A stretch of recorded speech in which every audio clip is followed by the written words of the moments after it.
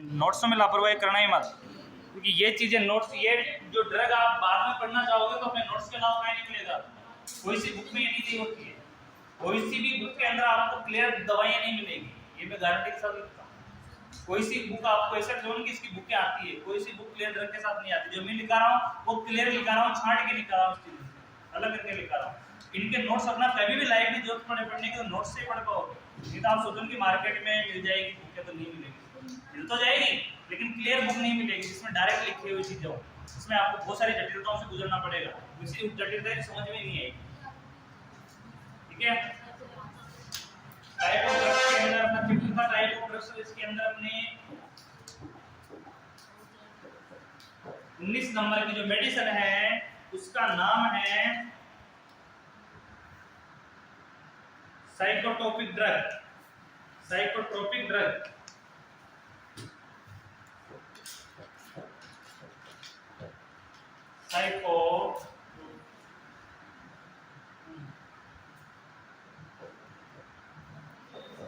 Psychotropic drug.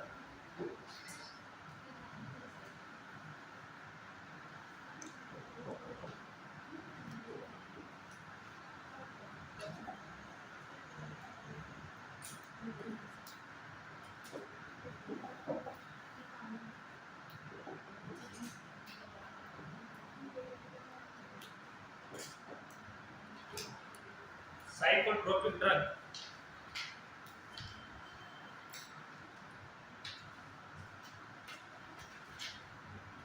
Psychotropic drug जहां आ रहा है तो सीधा सीधा आएगा कि साइकेट्रिक से संबंधित है। किससे संबंधित है? साइकेट्रिक तो छोड़ो आप, इसमें देखो कि साइकोलॉजी से संबंधित है। सीधा समझो, साइकोलॉजी से संबंधित है। किससे संबंधित है? साइकोलॉजी से संबंधित। अब जहां साइको शब्द आ रहा है तो साइकोलॉजी से संबंधित है, और साइकोलॉजी से संबंधित है सीधा सीधा मानसिक रोग से संबंधित है। किससे रोग संबंधित है? मानसिक रोग से संबंधित है। यानी कि ऐसे व्यक्ति जो पागल हो जाते हैं, कैसे हो जाते हैं? पागल हो जाते हैं, यानी उनको शौक लग जाता है या पागल जैसी उनकी हरकतें हो जाती है, मंद बुद्धि हो जाते हैं ऑटोमेटिक। पहले वो नॉर्मल होते हैं लेकिन फिर वो एबनॉर्मल हो जाते हैं, तो उनको ठीक करने के लिए जो दवाइयां दी जाती है उनको बोलेंगे साइकोट्रोपिक ड्रग। कौन सी दवाई बोलेंगे? Psychotropic drug. इसमें लिखना ये दवाइयां या ये ड्रग, इस ड्रग का उपयोग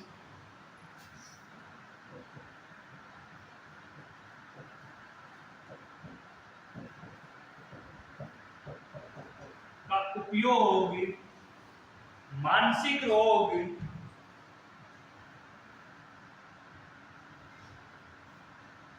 मानसिक रोगों के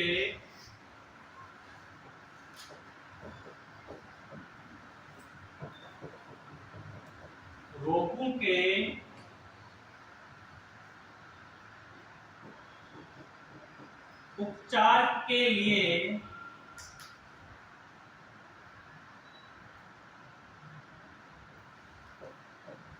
किया जाता है।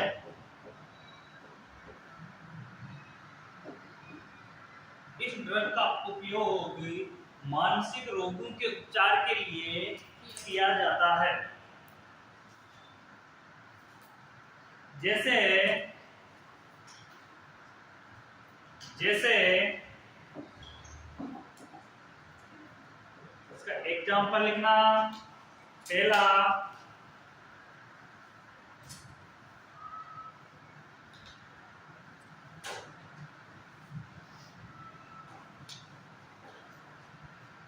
Haloperidol,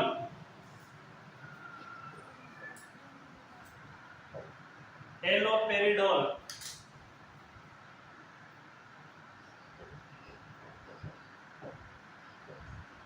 haloperidol. Second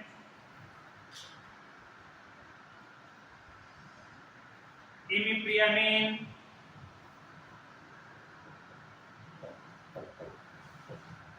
इमिप्रियामिन।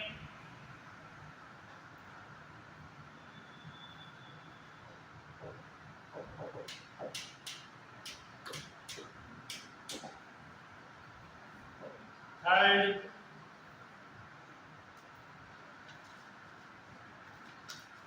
Benzodiazepine,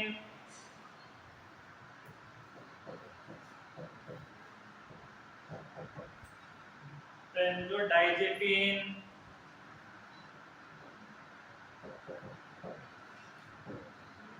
ETC। ये दवाइयां क्या है जो मानसिक रोग को खत्म करती है। किसको खत्म करती है? मानसिक रोग को खत्म करती है। मानसिक रोग में से टेंशन भी एक मानसिक रोग है। टेंशन करना भी, एंजाइटी, टेंशन, ये क्या है? मानसिक रोग है। दूसरा कि गुस्सा करना, यानी कि बिना रिक्वायरमेंट के, बिना आवश्यकता के कोई गुस्सा कर रहा है। जैसे जिस जगह पे गुस्सा करने की रिक्वायरमेंट है वहां पे अपने साइकोलॉजी अपने भाव बढ़ते हैं, अपना शरीर भावुक होता है, तो वो एक नेचुरल स्थिति है। क्योंकि स्थिति ऐसी थी तो उस कंडीशन में नेचुरल अपनी बॉडी रिएक्शन करती है। लेकिन बिना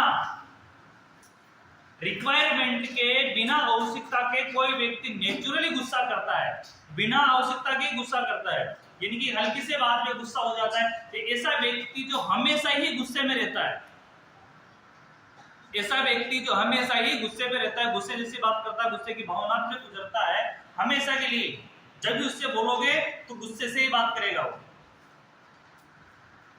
तो ऐसी कंडीशन है, तो ये भी एक बीमारी है, गुस्से की भी एक बीमारी है। दूसरी कंडीशन में एक बताऊं कि गुस्सा, एक बार गुस्सा होता है व्यक्ति, एक बार जब गुस्सा होता है तो अपनी ब्रेन की 28 से 300 सेल्स, कोशिकाएं हैं अपने दिमाग की, कितनी? 250 से 300 कोशिकाएं, जो मेन कोशिकाएं हैं, बारीक कोशिकाएं, दिखाई भी नहीं देती अपने को आंखों से नॉर्मली। ये कोशिकाएं वो डिस्कनेक्ट हो जाती है, यानी कि निष्क्रिय हो जाती है, मर्त होने की कंडीशन में चली जाती है। कैसे हो जाती है? एक बार गुस्सा करने पर, एक बार जोरदार गुस्सा कर लिया किसी व्यक्ति ने, जो लड़ाई झगड़े हो गया, किसी चीज पे हो गया, ठीक है, तो उसमें जोरदार गुस्सा कर लिया तो वह व्यक्ति 3 से 7 दिन तक चिड़चिड़ा रहता है। एक बार व्यक्ति गुस्सा कर लेता है तो उसके बाद 3 से 4 दिन तक वो कैसा रहेगा? चिड़चिड़ा। उससे कोई भी बोलोगे तो बुरा लगेगा, वो गुस्सा ही करेगा, यानी हर बात में गुस्से जैसे रिएक्शन करेगा। वो उसकी गलती नहीं है, फिर उसने एक ही बार गुस्सा किया है नेचुरली, लेकिन उसके बाद उसकी जो मानसिक स्थिति है, उसकी सेल है, वो डिसइंपैक्ट हो गई, यानी कि उसने काम छोड़ दिया है, वो निष्क्रिय हो गई है। और जब तक वो रिकवर नहीं होगी और उसको ठीक होने में लगता है वापस से कम 3 से 7 दिन का समय। उन सेल को ठीक होने में कितना समय लगता है? 3 से 7 दिन का समय। तो उस 3 से 7 दिन के बीच तक वो व्यक्ति कैसा रहेगा? चिड़चिड़ा रहता है। एक बार गुस्सा होने के बाद वो कैसा रहने लग जाएगा? चिड़चिड़ा। जैसे 3 से 7 दिन तक वो गुस्सा नहीं करेगा, नॉर्मल रहेगा। इसलिए तो बोलते हैं जिस व्यक्ति को गुस्सा होता है, एंजाइटी होती है, उसको एकांत प्रदान करनी चाहिए। क्या करना चाहिए? एकांत, अकेले में रहने दो, उससे कोई वार्तालाप मत करो। वो 100 की कंडीशन में अकेले में रहो, अकेले में धीरे-धीरे उसकी बॉडी रिसेप्ट हो जाएगी और बॉडी रिकवर हो जाएगी, पुनर्वास हो जाएगा, वापस सामान्य हो जाएगा। और उससे अगर बात करने लग गए या उसको समझाने लग गए तो वो ज्यादा क्रोधित होगा उल्टा, और समझाने वालों को भी क्रोधित होगा, क्योंकि उस समय उसकी स्थिति नहीं है। तो उन सेल को ठीक होने में कितना समय लगता है? 3 से 7 दिन का समय लगता है। अब वो सेल ठीक नहीं हुई, उससे पहले व्यक्ति दोबारा गुस्सा कर लेता है। अगर किसी कंडीशन में देखना कि पहले गुस्सा किया, फिर डैमेज हुई सेल, फिर वो दोबारा गुस्सा कर रहा है, फिर डैमेज हो रही है, यानी कि बार बार वो गुस्सा कर रहा है, तो सेल क्या होती जाएगी? डैमेज हो जाएगी। और डैमेज होने के बाद वो ठीक होना ही बंद हो जाएगी। क्या हो जाएगी? ठीक होना ही बंद हो जाएगी। जब वो ठीक होना ही बंद हो गए सेल, तो उस कंडीशन के अंदर व्यक्ति प्रत्येक स्थिति में उसमें चिड़चिड़ापन रहने लग जाएगा। उसके बाद वो कभी भी आप उससे बात करोगे, यानी कि घर का एक व्यक्ति ऐसा होता है, खड़ोस जिसको बोलते हैं अपन, घर में एक नहीं एक से होता है, जिसको किसी से आप नॉर्मल भी बात करोगे ना, तो एक तो प्रत्येक चीज के बीच में वो टांग लगाएगा। दूसरी चीज है कि वो किसी चीज के बारे में नकारात्मक ही सोचेगा, सकारात्मक नहीं सोचेगा। दूसरी चीज है कोई नॉर्मल भी बात करना चाहोगे तो गाली के साथ ही बात करेगा, यानी गुस्से से ही बात करेगा, यानी बच्चों को डांट देता है। तो ऐसे लोग हो जाते हैं तो उनका खुद का बस नहीं होता है, उनके मानसिक संतुलन खराब है। उन बीमारियों को ठीक करने के लिए भी अपन डॉक्टर से संबंधित इन दवाइयों का उपयोग कर सकते हैं, लेकिन ये दवाइयां डॉक्टर ही दे सकता है, अपन डायरेक्ट नहीं ले सकते। ये दवाइयां किसके लिखित अनुसार मिलती है? डॉक्टर के लिखित आदेशानुसार मिलती है। अगर डॉक्टर ने नहीं लिखा, कुछ दवाएं ऊपर नीचे गलत ले ली अपन ने, इससे ज्यादा स्थितियां खराब हो सकती है। इसलिए दवाइयां कौन देता है? डॉक्टर ही देता है, डॉक्टर लिख के देगा जांच के आधार पर। ठीक है, तो ये कौन सी दवाइयां हो गई? यानी पागलों को ठीक करने वाली दवाइयां, मानसिक रोगियों को ठीक करने वाली दवाइयां। चलो आगे देखना 20 नंबर।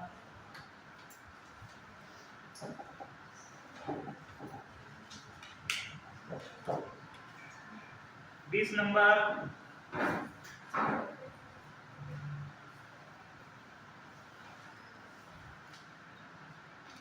एंटी साइकोटिक ड्रग, ये भी उसी प्रकार का ड्रग है।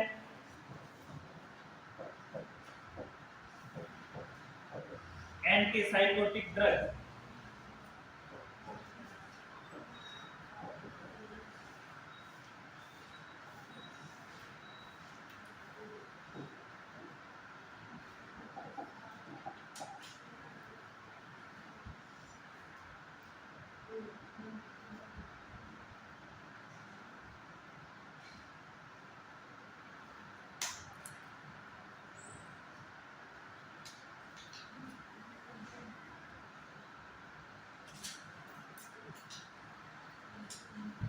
इस ड्रग का उपयोग, इसमें लिखना इस ड्रग का उपयोग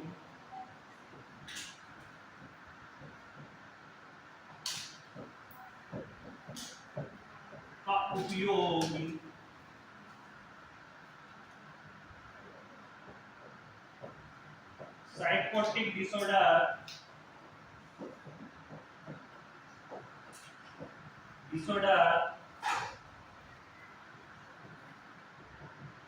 के उपचार के लिए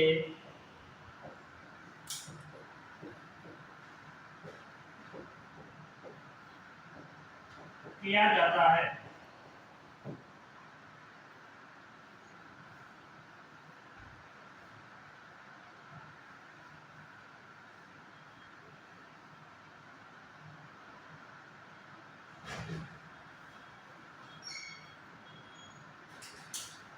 ये दवाइयां दोनों दवाइयां मिलती जुलती है, दोनों डिसऑर्डर भी मिलते जुलते हैं, लेकिन है दोनों अलग, बीमारियां दोनों अलग, समस्याएं दोनों अलग है, लेकिन दवाइयां मिलती जुलती है, एक ही दवाई भी हो सकती है। ठीक है, तो ये चीजें मिलती जुलती रहेगी। और ये साइकेट्रिक यानी कि ये भी मानसिक रोग ही है, ये भी कौन सा रोग है? मानसिक रोग है। तो साइकेट्रिक जो डिसऑर्डर है ये कौन सा भी है? ये भी एक मानसिक रोग ही है। क्या है? मानसिक रोग। इसके लिए जो दवाई दी जाएगी, तो मेरा एग्जांपल लिखना,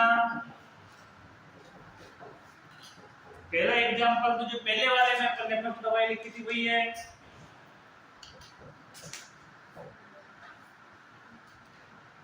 एलोपेरिडोल।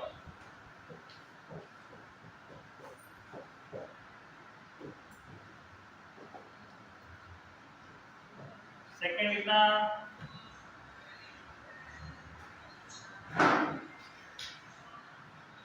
क्लोरप्रोमाजिन, क्लोरप्रोमाजिन।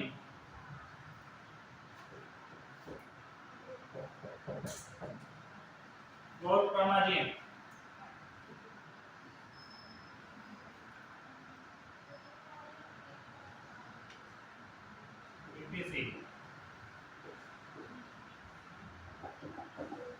नेक्स्ट कितना 21 21 anti depressant drug, anti depressant drug.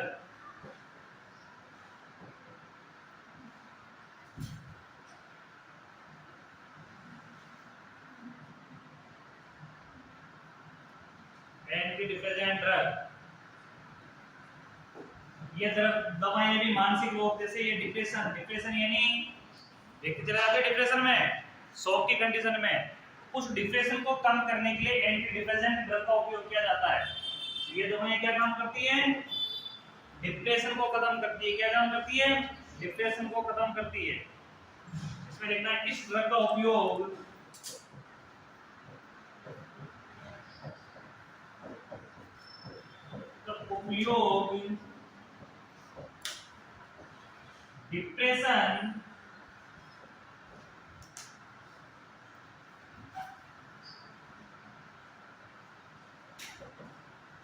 Depression के उपचार में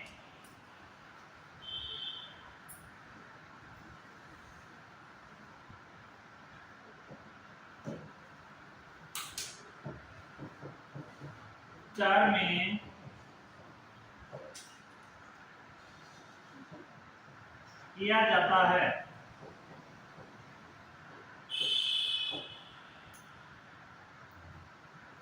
इस ड्रग का उपयोग डिप्रेशन के उपचार में किया जाता है। किसके उपचार में? डिप्रेशन के उपचार में।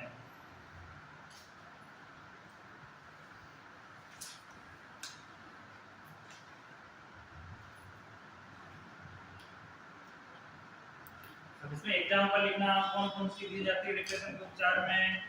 ये दवाएं भी डॉक्टर द्वारा दी जाएगी, डायरेक्ट लेने की जरूरत नहीं होती है।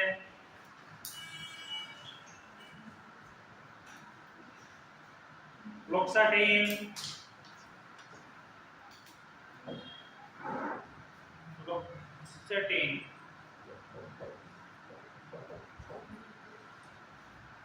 फ्लोक्साटिन, सेकंड लिखना दूसरी,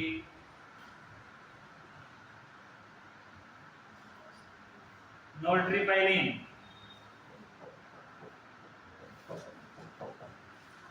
नोल्ट्रिपाइलिन,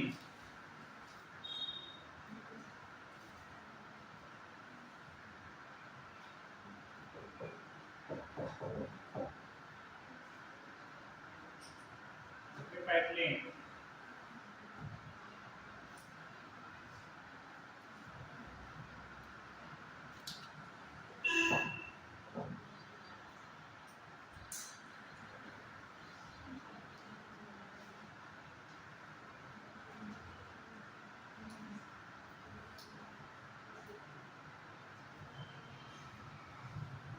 ठीक है। अगला 22 नंबर, एंटीमेनिया।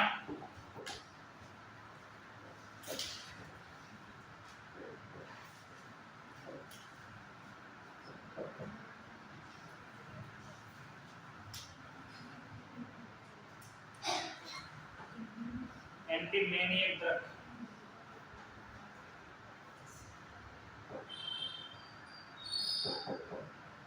एंटीमेनियक ड्रग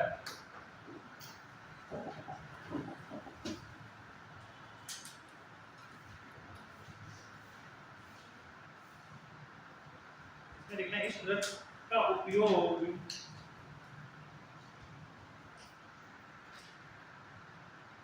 ड्रग का उपयोग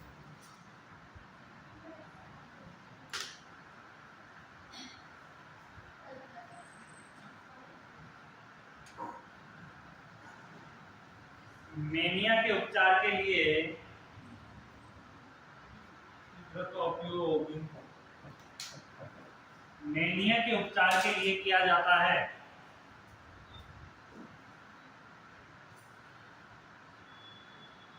तो मेनिया का मतलब क्या होता है? पागलपन। व्यक्ति को कभी कभी अचानक पागल हो जाते हैं ना, सादा व्यक्ति पागल हो जाते हैं,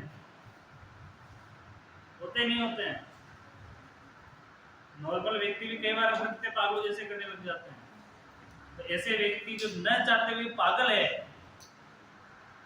पागल जिसे रखता करते हैं, पागल रहते हैं, उनको ठीक करने के लिए इस प्रकार की दवाएं दी जाती हैं। उनको बोलते हैं एंटीमेनिया ड्रग। जो वैसे होते नॉर्मली है, लेकिन कभी कभी पागल जैसे हरकतें करने लग जाते हैं।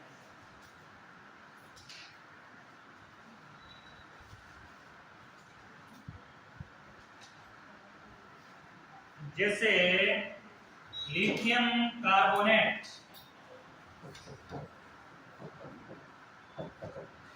Lithium carbonate,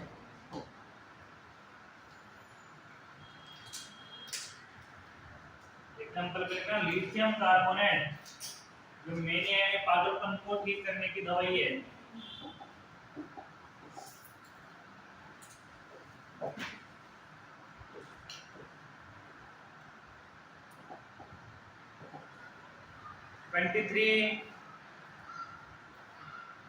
anti anxiolytic drug,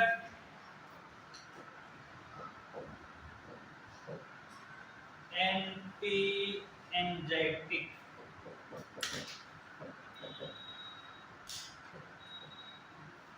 drugs.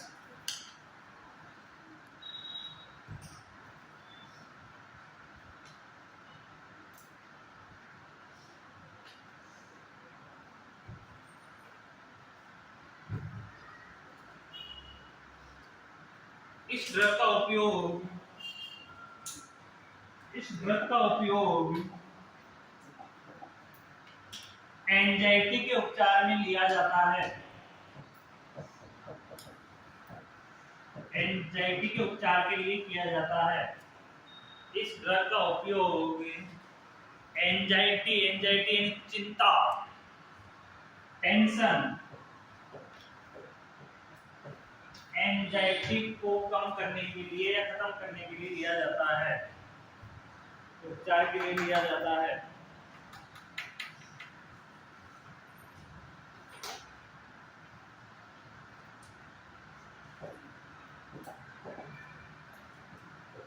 इसका एग्जांपल लिखना,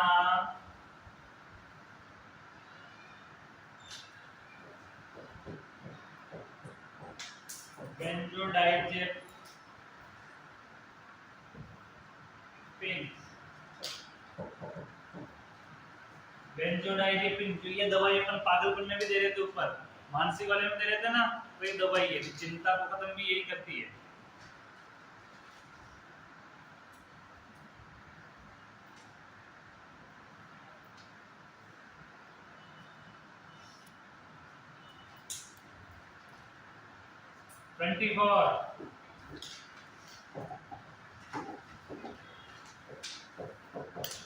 ट्वेंटी फोर में लिखना एंटी डायबिटिक ड्रग,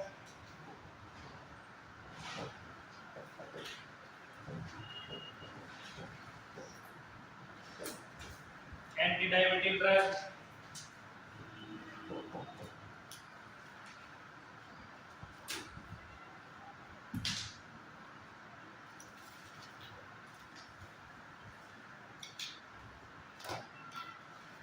इस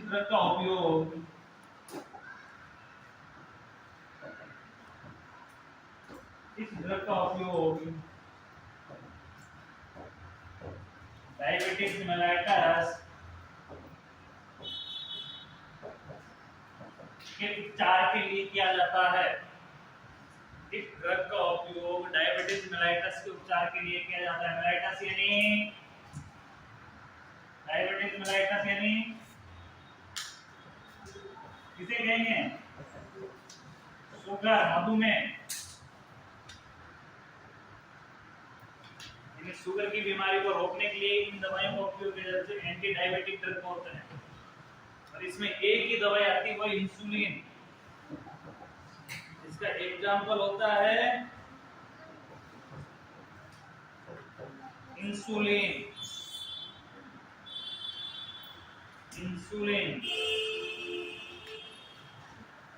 एंटी डायबिटिक ड्रग के अंदर लिख लेना इंसुलिन।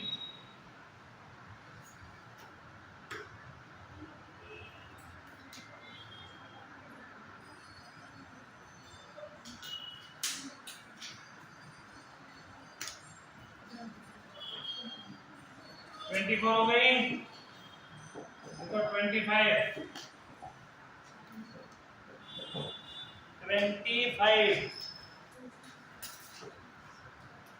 एंटी डायरियल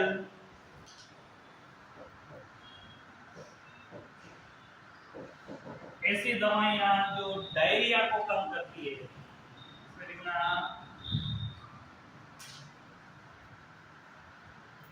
इस ड्रग का उपयोग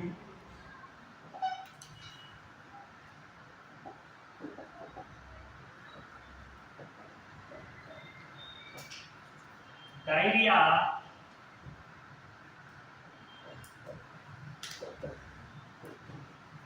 के उपचार के लिए किया जाता है। इस ड्रग का उपयोग डायरिया के उपचार के लिए किया जाता है।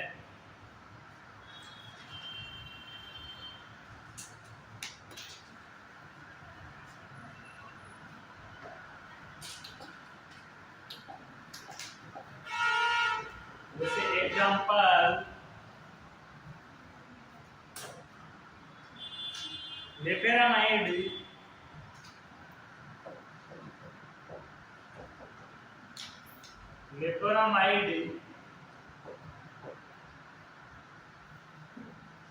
हाइड्रोक्लोराइड,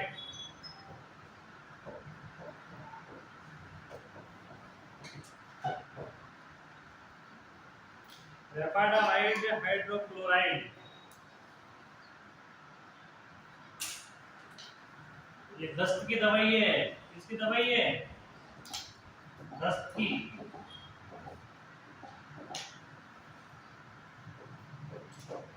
26 नंबर लेक्सेटिव ड्रग,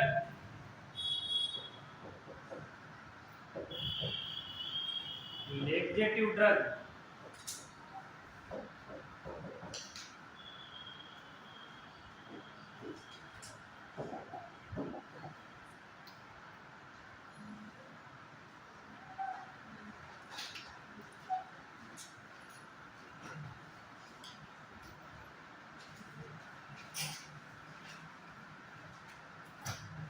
इस ड्रग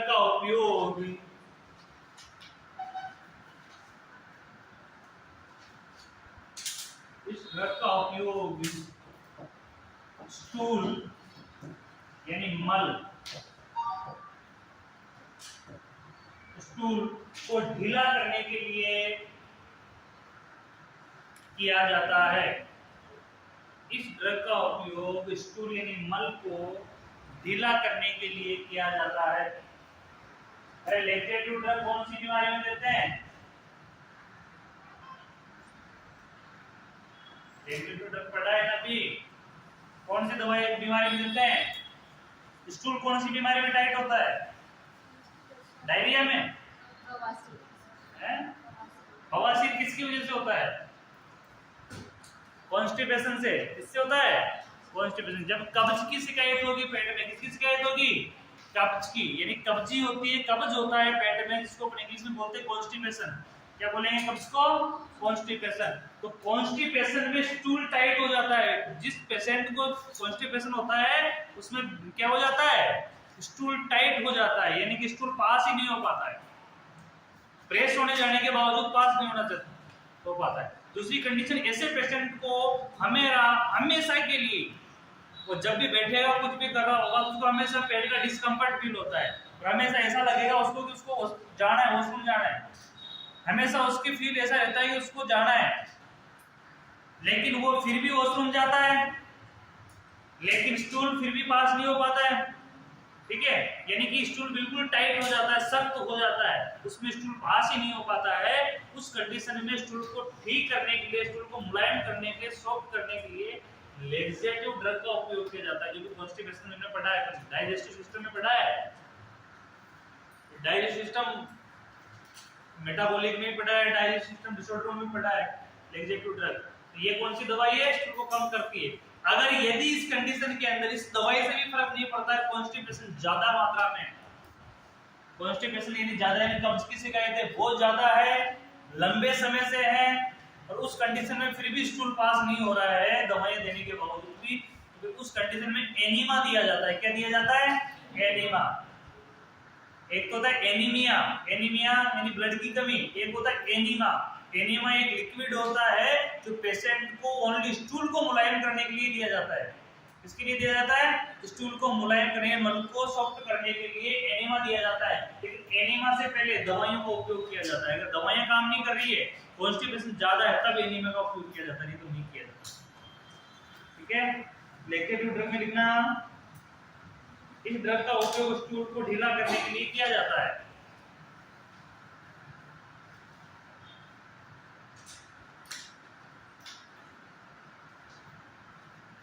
एग्जांपल लिखूंगा डार्कोलेक्स,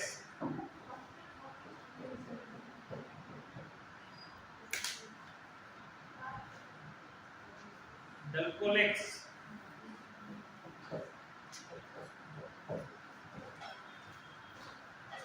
डल्कोलेक्स।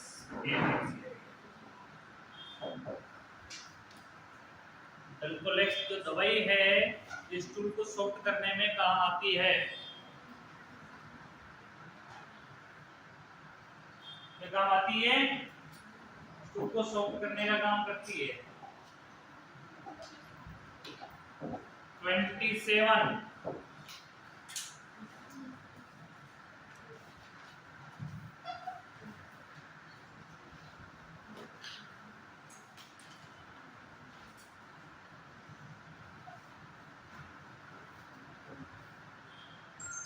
प्रोटीन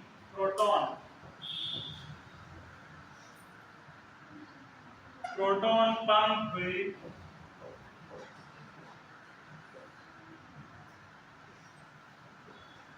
inhibitors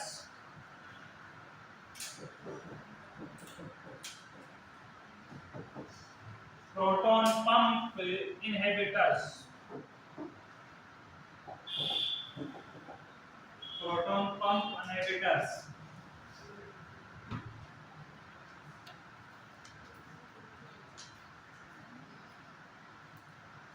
इस ड्रग का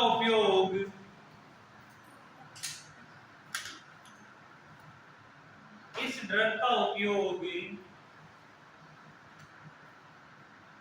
गैस्ट्रिक एसिड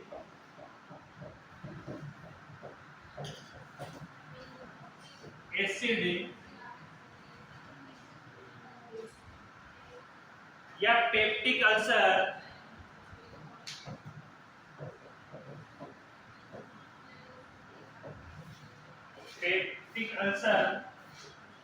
के उपचार के लिए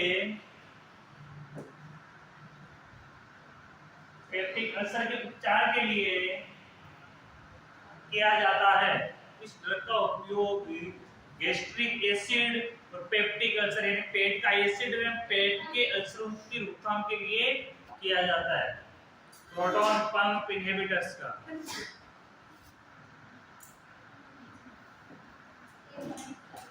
इसका एग्जांपल है ओमेप्राजोल।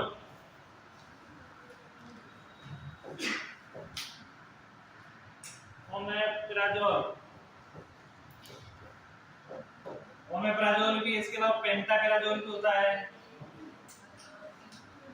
पेंटाप्राजोल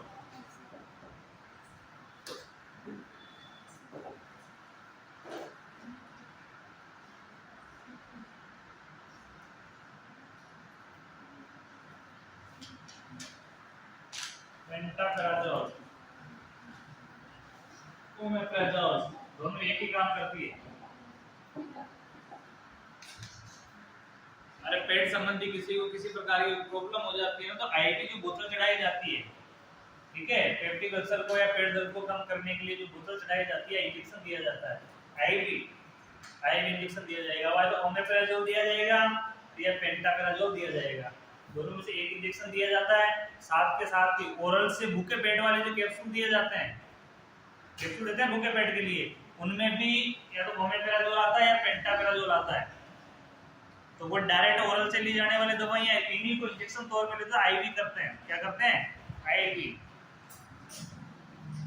अगले डिंग लगाना एंटासिड 27 नंबर।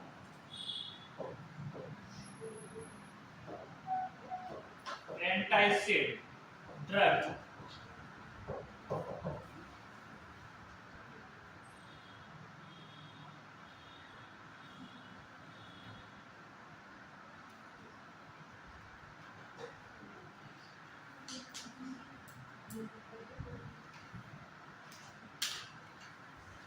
इस दवाई का उपयोग भी किसके लिए जाता है? गैस्ट्रिक एंटासिड है, एसिड को खत्म करता है, तो गैस्ट्रिक इसका भी लिखा, गैस्ट्रिक एसिड को कम करने के लिए इस ड्रग का उपयोग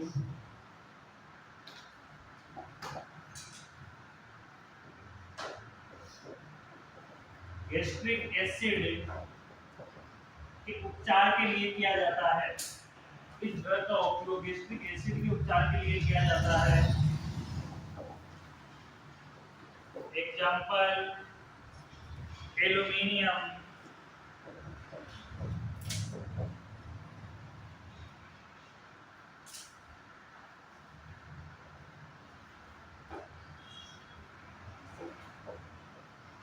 aluminium hydroxide, aluminium hydroxide,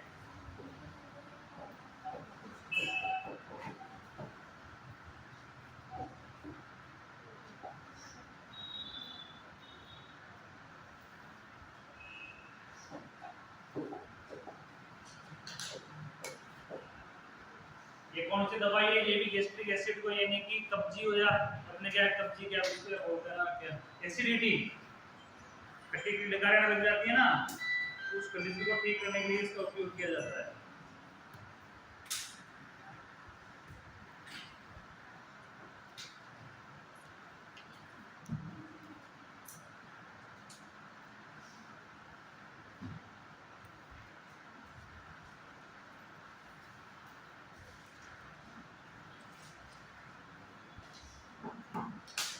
29 number पे लिखो पेट दर्द वाली एंटीस्पास्मोडिक ड्रग, एंटीस्पास्मोडिक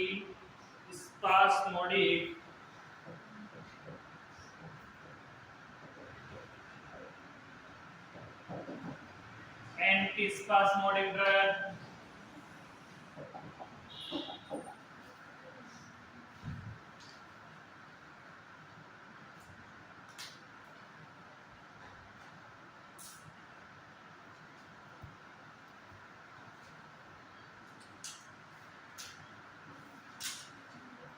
इस ड्रग का उपयोग पेट दर्द के ट्रीटमेंट के लिए किया जाता है।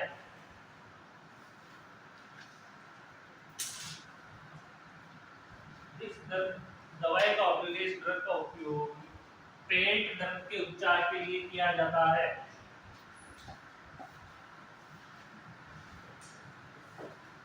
एग्जाम्पल लिखना, dicyclomine hydrochloride,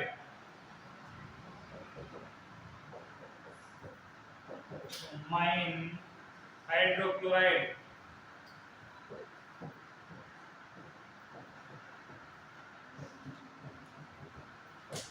hydrochloride, dicyclomine hydrochloride.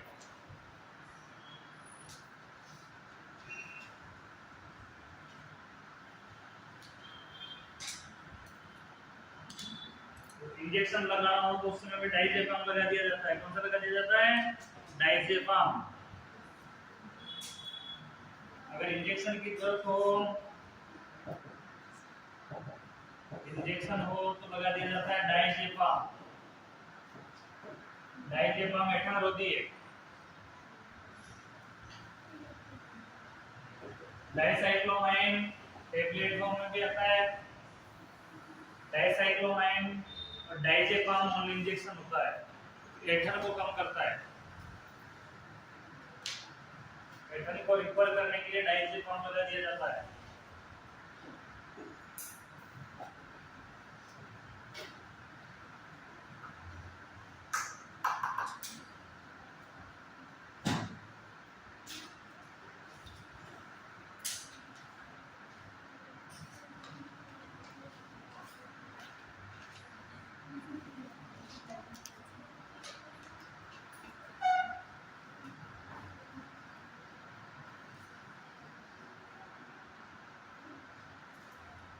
ठीक है, आज के लिए